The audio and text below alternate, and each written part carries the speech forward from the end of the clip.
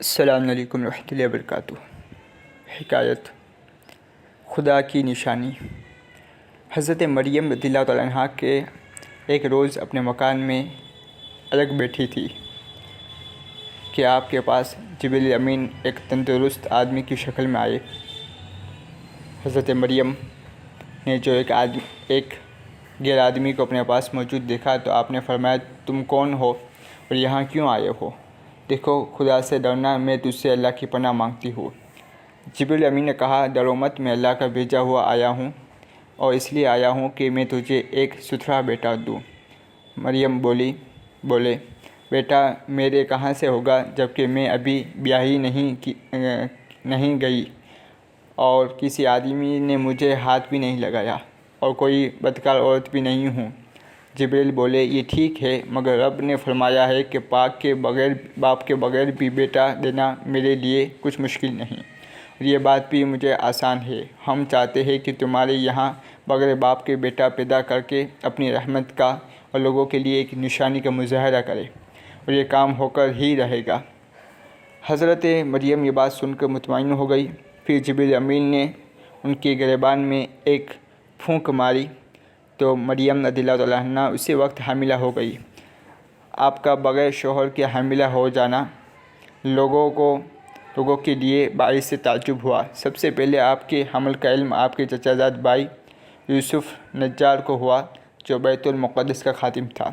حضرت مریم کا زہد و تقویٰ اور آپ کی عبادت اور مسجد سے غیر حاضری یاد کرتا اور پھر آپ کا حاملہ ہو جانا دیکھتا تو بڑا حیران ہوتا، یہ کیا بات ہے؟ آخر ایک دن اس نے جرأت کر کے حضرت مریم رضی اللہ تعالیٰ عنہا سے پوچھ لیا اور بات اس طرح شروع کی کہ مریم مجھے بتاؤ، کیا کھیتی بغیر تخم اور درخت بغیر بارش کے اور بچہ بغیر باپ کے پیدا ہو سکتا ہے؟ حضرت مریم رضی اللہ تعالیٰ نے جواب دیا، کیا تجھے معلوم نہیں کہ اللہ تعالیٰ نے جو سب سے پہلے کھیتی پیدا کی وہ بغیر تخم کے ہی پیدا کی اور درخت بغیر بارش کے اپنی قدرت سے لگائے؟ اور کیا تجھے معلوم نہیں کہ اللہ تعالیٰ نے آدم و حوا کو بغیر ماں باپ کے پیدا کیا؟ یوسف نے کہا، بے شک اللہ تعالیٰ ان سب امور پر قادر ہے، اور میرا شبہ رفع ہو گیا۔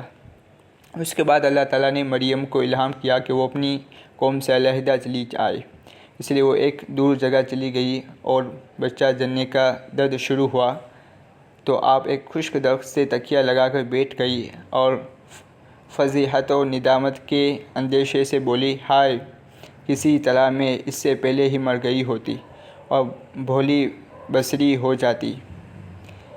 مریم نے جب یہ بات کہی تو انہیں ایک آواز آئی کہ مریم، اپنی تنہائی کا، لوگوں کی چیمگوئیوں کا اور کھانے پینے کا کوئی غم نہ کر، تیرے رب نے تیرے نیچے ایک نہر جاری کر دی ہے۔ اور اس کھجور کے درخت کی جڑ پکڑ کر اسے ہلا۔ چنانچہ مریم نے اس درخت کو ہلایا تو وہ فوراً سبز شاداب ہو گیا، اسے تازہ پھل بھی لگ گیا اور پکی کھجوریں گرنے لگیں۔ پھر جب آپ کے پیٹ سے حضرت عیسیٰ علیہ السلام پیدا ہوئے تو آواز آئی کہ لے پھل بھی کھا، پانی بھی کھا، اور اپنے نور عین بچے سے آنکھیں بھی ٹھنڈی رکھ، اور جب کوئی شخص تجھ سے اس معاملے میں پوچھے تو خود کچھ مت کہنا بلکہ اسی بچے کی طرف اشارہ کر دینا۔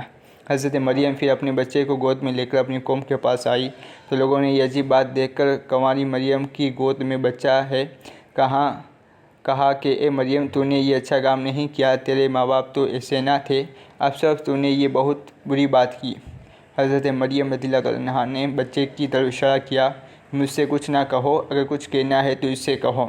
لوگ یہ بات سن کر اور بھی غصے میں آ گئے اور بولے کہ ہم اس دودھ پیتے پنگھوڑے کے بچے سے کیسے بات کریں؟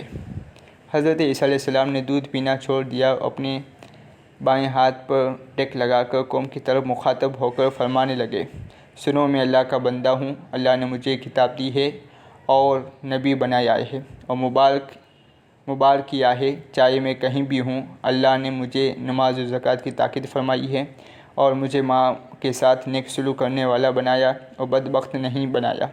حضرت عیسیٰ علیہ السلام کی اس شہادت سے وہ لوگ حیران اور خاموش ہو گئے۔ قرآن کریم پارہ 16 رکوع 5۔ تفسیر خزائن العرفان صفحہ نمبر 434۔